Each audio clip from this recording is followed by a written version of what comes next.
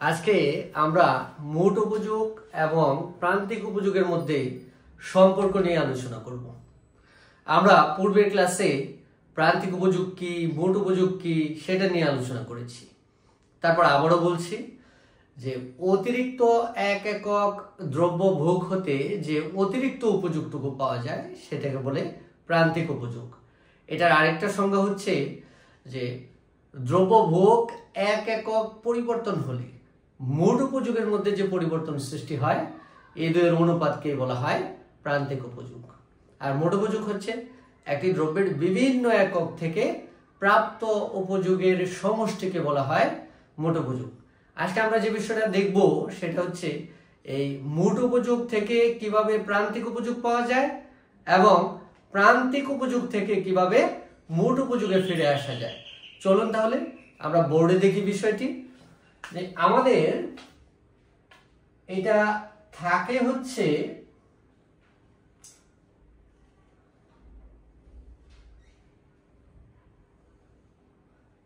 এই এক পাশে আমাদের দ্রব্য দেওয়া থাকে বা ভোগের পরিমাণ, অন্য পাশে দেওয়া থাকে মোট উপযোগ।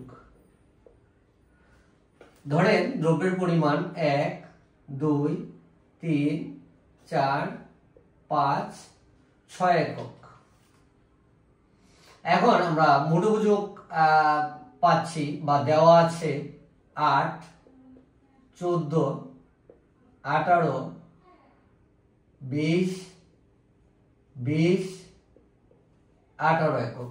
ধরুন এটুকু দেওয়া আছে প্রশ্নের মধ্যে, দ্রব্য দেওয়া আছে আর মোট উপযোগ দেওয়া আছে। এখন এখান থেকে আমাদের প্রান্তিক উপযোগ নির্ণয় করতে হবে। তাহলে প্রান্তিক উপযোগ নির্ণয়ের নিয়মটা হচ্ছে প্রান্তিক উপযোগ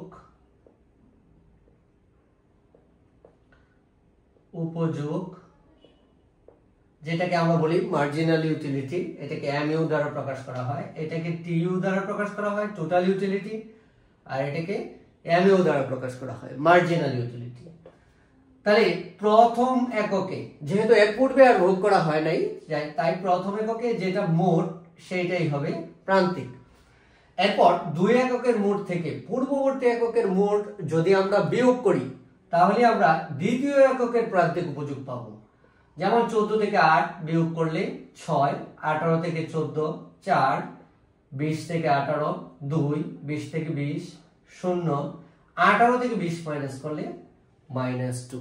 অর্থাৎ যে এককের প্রান্তিক বের করতে হবে উক্ত এককের মোট হতে তার পূর্ববর্তী এককের মোট বাদ দিলেই তততম এককের প্রান্তিক পাওয়া যাবে।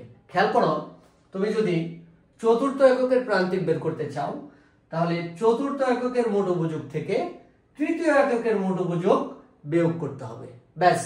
তাহলে 20 থেকে 18 বিয়োগ করলে আমরা পাচ্ছি 2।